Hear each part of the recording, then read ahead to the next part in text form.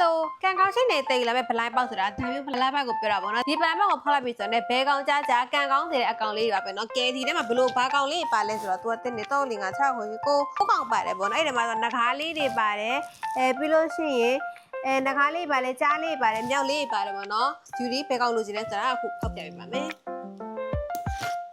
ဒီကောင်လေးကပေါ့နော်တရုံညူမှာဆိုလို့ရှိရင်ဒီလိုနှခါပုံလေးဆိုတာကန်ကောင်းတယ်လို့သတ်မှတ်တယ်ဒီကောင်လေးဆိုလို့ရှိရင်လေဒီမှာတပူးချင်းစီမှာထူးထူးဆန်းဆန်းသူများဝင်နေမတူဘူးလေးနဲ့ရွက်လေးပါပေးတာပေါ့နော်လုံးဝကန်ကောင်းစေတဲ့ blind box လေးပါဒီကန်ကောင်းစေတဲ့ blind box လေးယူကဒီဘူးလေးကိုယူထောက်ပြမယ်ပေါ့နော်သူ့မှာကဒီလို6ကောင်ပါပါတယ်6ကောင်လုံးအရင်ချစ်ဖို့ကောင်းပါတယ်ရှင်အဲ့ထဲမှာယူဒီလိုချင်တာကဒီ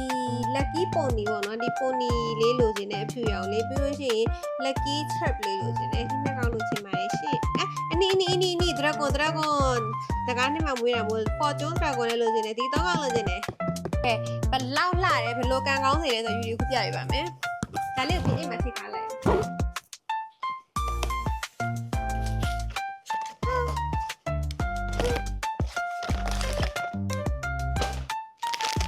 ကဲဒါလေးပေါက်ပါလေအနီဝမ်းဆက်များဖြစ်မလားအနီလေးပေါက်မယ်လို့ခံမှန်းမိနေအနီလေး3 2 1fortune ကတ်လေးပေါက်တာကြောင်ပါ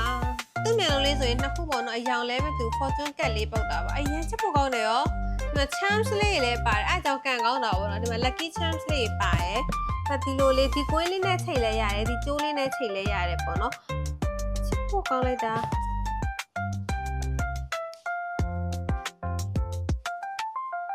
ဒီလိုကန်ကောင်းတဲ့ keychain blind box လေးလိုချင်နေဆိုလို့ရှိရင်ပေါ့နော် beauty college ဆိုင်ခွဲ၄ခုလုံးမှာကိုယ်တိုင်ကိုကြလှလို့ရသလို online လည်းမှန်လေးရပါရှင်အားလုံးပဲတတာ